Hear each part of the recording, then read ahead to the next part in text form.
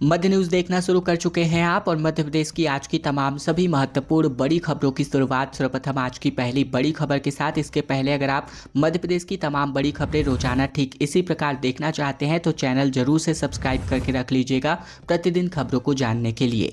5 फरवरी को स्कूटी का वितरण, जबकि 15 फरवरी से पहले लैपटॉप का वितरण होने जा रहा है। 97,000 से अधिक छात्र छात्राओं को इसका फायदा मिलने वाला है। मध्य प्रदेश के मुख्यमंत्री डॉक्टर मोहन यादव के टॉपर्स को स्कूटी और लैपटॉप देने के ऐलान के बाद स्कूल शिक्षा विभाग ने इसकी तैयारी कर ली है। भोपाल के कुशाभाऊ ठाकरे सभागृह में 5 फरवरी को स्कूटी देने के कार्यक्रम आयोजित किया जाना है, जिसको लेकर 15 फरवरी से पहले छात्र छात्राओं को लैपटॉप की राशि का भी वितरण किया जाना है। सीएम डॉक्टर मोहन यादव ने जापान यात्रा से लौटने के बाद इस योजना को लेकर बनी हुई असमंजस की स्थिति को स्पष्ट कर दिया है। सीएम ने कहा कि हम लगातार सभी वर्गों के लिए सभी योजनाओं पर काम कर रहे हैं। हमने हमारी सरकार की किसी भी योजना के मूल स्वरूप को ना तो बदलने दिया है और ना ही उस संबंध में कोई ढील दी है। मध्य प्रदेश में जल्द ही मौसम आधारित फसल बीमा योजना लागू किया जाना है, जहां केला किसानों को इसके लिए राहत मिल सकती है। खंडवा सांसद ने लोकसभा में इसका मुद्दा उठा दिया है। प्रदेश के खंडवा संसदीय क्षेत्र में केला किसानों को जल्द ही मौसम आधारित फसल बीमा योजना का लाभ मिलने की उम्मीद जगी है। लोकसभा में बीते दिन खंडवा सांसद ज्ञानेश्वर पाटिल ने यह मुद्दा उठाया, जिस पर केंद्रीय कृषि मंत्री शिवराज सिंह चौहान ने सकारात्मक प्रतिक्रिया दी। बता दें कि क्षेत्र में लगभग 60,000 एकड़ में केले की खेती होती है, जो प्रदेश में सर्वाधिक है। पिछले वर्ष तेज हवा, आंधी और बारिश की वजह से किसानों के करोड़ों रुपए की फसल बर्बाद हो गई थी और वर्तमान में केले की फसल पर नुकसान पर राज्य सरकार 2 लाख रुपए प्रति हेक्टेयर की दर से मुआवजा राशि उत्पादन देने वाली है। खबर बालाघाट से, जहां 468 में से 35 लोगों को घर मिले। पीएम आवास योजना में 7 सालों बाद भी काम अब तक पूरा नहीं हो पाया है।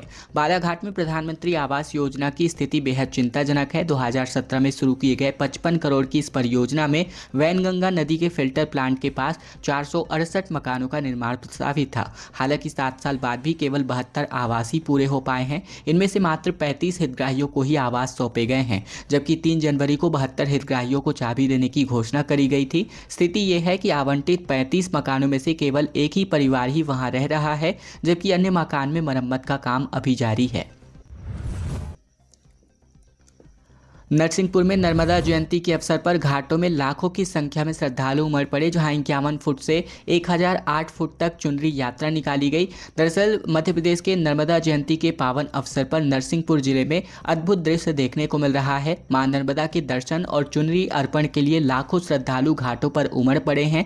भक्तों की ओर से 51 फुट से लेकर के 251 और 1008 फुट तक की विशाल चुनरियों की मनोरथ यात्राएं निकाली जा रही हैं। इन आयोजन की खास बात यह है कि सभी धर्मों के लोग एकजुट होकर मां नर्मदा की जयकारों के साथ चुनरी यात्रा में शामिल हो रहे हैं।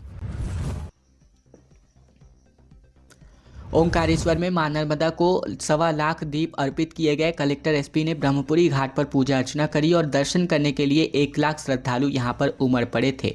नर्मदा जयंती के अवसर पर मंगलवार को ओंकारेश्वर, मोरटक्का और खेड़ी घाट पर तकरीबन 1 लाख से अधिक श्रद्धालुओं ने मां नर्मदा का पूजन किया।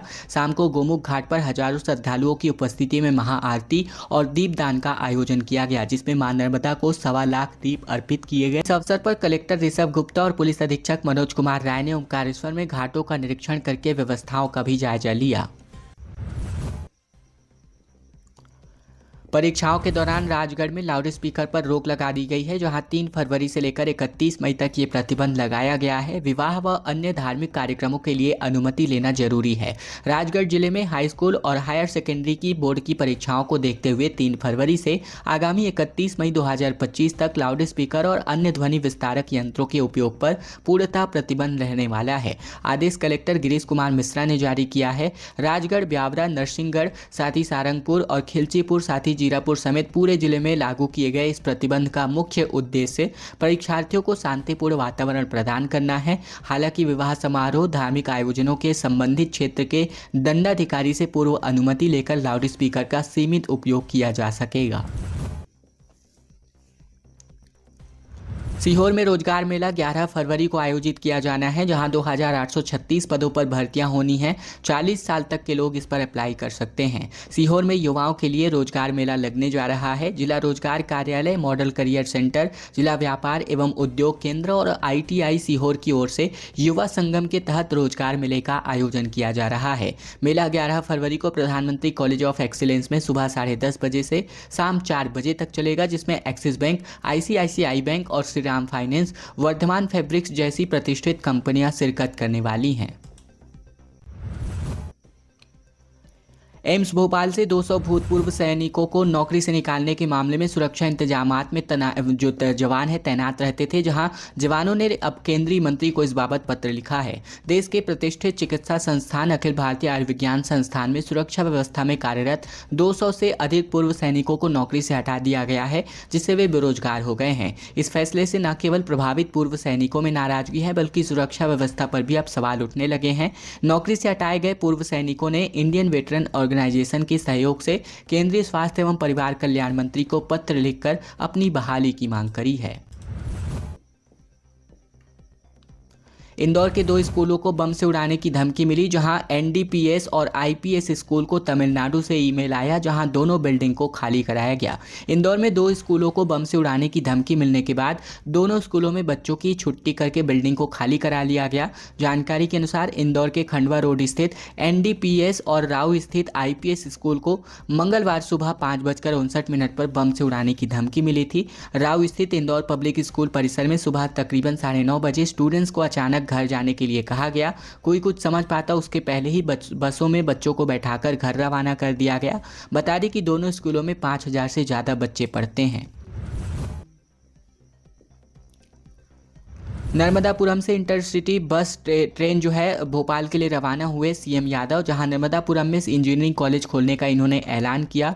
मध्य प्रदेश में मंगलवार को नर्मदा जयंती के अवसर पर कई कार्यक्रमों का आयोजन किया गया, इस आयोजन में नर्मदा प्रकटोत्सव और साथ ही शहर का गौरव दिवस एक साथ मनाया जा रहा है, जहां बीते दिन मंगलाचरण के साथ 2 दिवसीय महोत्सव की शुरुआत करी गई। CM डॉक्टर मोहन यादव शाम 6 बजे नर्मदापुरम पहुंचे, जहां उन्होंने सेठानी घाट पर आयोजित मुख्य कार्यक्रम में मां नर्मदा का पूजन अभिषेक किया, जहां उन्होंने मंच से नर्मदापुरम में सरकारी इंजीनियरिंग कॉलेज खोलने की घोषणा करी। खबर सिवनी से, जहां बाघिन और सुअर का कुएं में एक साथ रेस्क्यू किया गया। शिकार के सामने खाट पर बाघिन बैठी नजर आई। सिवनी में पेंच नेशनल पार्क में एक बाघिन और एक सुअर कुएं में गिर गया। बाघिन के शिकार करने के लिए सुअर के पीछे भागने के दौरान ये हादसा हुआ। घटना जिरकुई वन परिक्षेत्र के पिपरिया हरदुली गांव का है, जहां कुएं में सुअर और बाघिन पानी से बाहर निकालने के लिए छटपटा रहे थे। वन विभाग की टीम और पुलिस ने मौके पर पहुंची और रेस्क्यू ऑपरेशन शुरू किया। कई घंटों की कड़ी मशक्कत के बाद दोनों को सुरक्षित बाहर निकाल लिया गया। खबर राजगढ़ से, जहां लैक्टोज पाउडर और सोयाबीन तेल से दूध बनाया जा रहा था और ये नकली दूध लगातार 150 लीटर रोज के तौर पर बनाया जा रहा था। राजगढ़ में मंगलवार को खाद्य विभाग ने नकली दूध के कारोबार का भंडाफोड़ किया है, जहां जिले से तकरीबन 15 किलोमीटर दूर स्थित गोरखपुरा गांव में खाद्य विभाग, राजस्व विभाग और पुलिस की संयुक्त टीम ने छापेमार कार्यवाही करी और इस कार्यवाही में डेयरी से तकरीबन 150 लीटर नकली दूध और 20 किलो जो है लैक्टोज पाउडर बरामद किया है। खाद्य विभाग के निरीक्षक शिवराज पावक और SS खंडी के नेतृत्व में ये छापेमार कार्यवाही करी गई। खबर बुरहानपुर से, जहां सारोला में नंदी की हत्या के विरोध में रैली निकाली गई। सकल हिंदू समाज ने आरोपितों पर रासुका लगाकर मकान तोड़ने का अल्टीमेटम दिया है। बुरहानपुर में नंदी शंभू की हत्या के विरोध में सकल हिंदू समाज ने रैली निकालकर बीते दिन प्रदर्शन किया। सारोला गांव से शुरू हुई ये बाइक रैली कलेक्ट्रेट कार्यालय तक पहुंची, जहां ग्रामीणों, सकल हिंदू समाज के लोगों और SDM वीर सिंह चौहान को मुख्यमंत्री के नाम ज्ञापन सौंपा गया और इस दौरान SDM पल्लवी पुराणिक, CSP गौरव पाटिल समेत काफी संख्या में पुलिस बल की तैनाती करी गई थी। और अब खबर सीहोर से, जहां कुबेरेश्वर में 25 फरवरी से 7 दिवसीय रुद्राक्ष महोत्सव आयोजित किया जाना है, जिसको लेकर आधे घंटे में 70,000 से अधिक लोगों का भोजन यहां निर्मित होने जा रहा है। सीहोर स्थित चितवलिया हेमा के निर्माणाधीन मुरली मनोहर और कुबेरेश्वर महादेव मंदिर में 25 फरवरी से 7 दिवसीय रुद्राक्ष महोत्सव आयोजित किया जाना है, जिसको लेकर 1 महीने पहले से ही तैयारियां शुरू कर दी गई हैं। विटलेश सेवा समिति के इस आयोजन को लेकर भव्य रूप देने में जुटी हुई है। कथावाचक पंडित प्रदीप मिश्रा की प्रेरणा से समिति ने श्रद्धालुओं के लिए विशेष व्यवस्थाएं करी हैं। कुबेरेश्वर धाम में स्थापित किए गए आधुनिक रसोई में ऐसी मशीनें लगाई गई हैं जो मात्र 30 मिनट में 70,000 लोगों के लिए भोजन तैयार कर सकती है। केंद्रीय मंत्री ज्योतिरादित्य सिंधिया का शिवपुरी, पिछोर और कोलारस दौरा देखने को मिल रहा है। 8 से 10 फरवरी को जनता दरबार में लोगों की समस्याओं को सुनेंगे। दरअसल ज्योतिरादित्य सिंधिया 8 से लेकर 10 फरवरी को शिवपुरी जिले के दौरे पर हैं। इस दौरान वे 3 विभिन्न स्थानों पर जनता दरबार लगाकर आमजन की समस्याओं को सुनेंगे और उनके समाधान के लिए निर्देश जारी करेंगे। 8 फरवरी को सिंधिया का कार्यक्रम सुबह 11:15 पर शिवपुरी के पोलो ग्राउंड से शुरू होगा, जहां वे सांसद खेल महोत्सव में शिरकत करेंगे। दोपहर 1 बजे मानस भवन में जन सुनवाई कैंप आयोजित होगा और इसके बाद आगे की प्रक्रिया के लिए निर्धारित शेड्यूल जारी किया गया है। श्रद्धालुओं से भरा वाहन पलट गया, जहां 20 लोग घायल हो गए, 4 गंभीर रूप से घायल हैं। विजयपुर के छिमछिमा हनुमान मंदिर दर्शन करके वापस लौट रहे थे। विजयपुर के प्रसिद्ध छिमछिमा हनुमान मंदिर से दर्शन कर वापस लौट रहे श्रद्धालुओं से भरी पिकअप विजयपुर मोहना हाईवे पर दुर्घटनाग्रस्त हो गई, जहां दोपहर तकरीबन 12 बजे हुए इस हादसे में तकरीबन 20 श्रद्धालु घायल हो गए। घायलों को तत्काल विजयपुर स्वास्थ्य केंद्र ले जाया गया। डॉक्टरों की जाँच में 4 लोगों की स्थिति गंभीर पाई गई, जिन्हें बेहतर इलाज के लिए ग्वालियर रेफर कर दिया गया है। शिवपुरी में चलते ट्रक में भीषण आग लग गई। पुलिस ने ड्राइवर और हेल्पर को केबिन से बाहर निकाला। दरअसल मध्य प्रदेश के शिवपुरी के अमोला थाना क्षेत्र में मंगलवार शाम को एक ट्रक में अचानक से आग लग गई। कोलकाता से अहमदाबाद जा रहे ट्रक में मैग्नेट स्टोन भरा हुआ था। अमोला थाना प्रभारी राज सिंह चाहर और हाईवे चौकी प्रभारी सतीश जयंत ने मौके पर पहुंचकर जलते हुए ट्रक से ड्राइवर और हेल्पर को बाहर निकाला।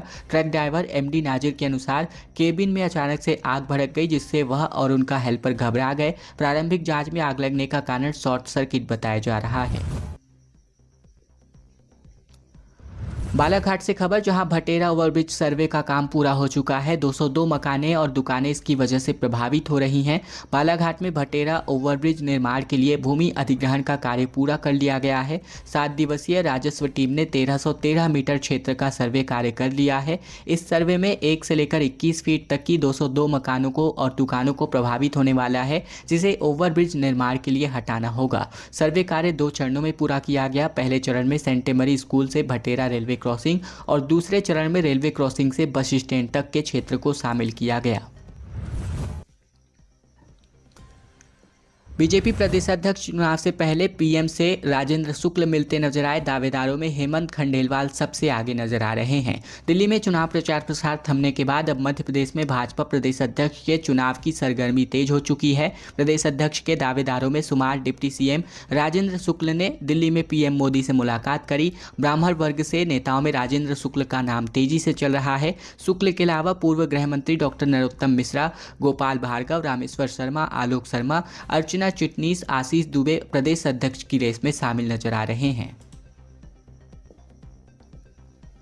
खबर रतलाम से, जहां कलेक्ट्रेट में किसान ने केरोसिन डाल करके आत्महत्या करने की कोशिश करी। पिता पर जमीन के फर्जी नामांतरण का आरोप लगाया गया, जबकि पिता ने कहा कि अपनी मर्जी से ये जमीन बेची है। रतलाम कलेक्ट्रेट में बीती दोपहर को एक किसान ने खुद पर केरोसिन डाल लिया और जहां इस दौरान तुरंत पास खड़े पुलिसकर्मियों ने उनसे केरोसिन की बोतल छीन ली। किसान का आरोप है कि उनके पिता ने उनकी जमीन को फर्जी तरीके से बेचकर नामांतरण करवा दिया, जबकि पिता का कहना है कि उसने अपनी मर्जी से उसकी जमीन बेची है। उसका अपने बेटे से विवाद चल रहा था। इस दौरान ये पूरा झंझट देखने को मिला।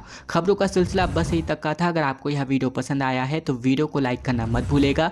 चैनल पर अगर आप अब भी नए हैं तो चैनल को जरूर से सब्सक्राइब ही कर लीजिएगा, ताकि प्रतिदिन की महत्वपूर्ण खबरें, मध्य प्रदेश के समाचार बिना किसी रुकावट रोजाना हम आप तक पहुंचा सकें।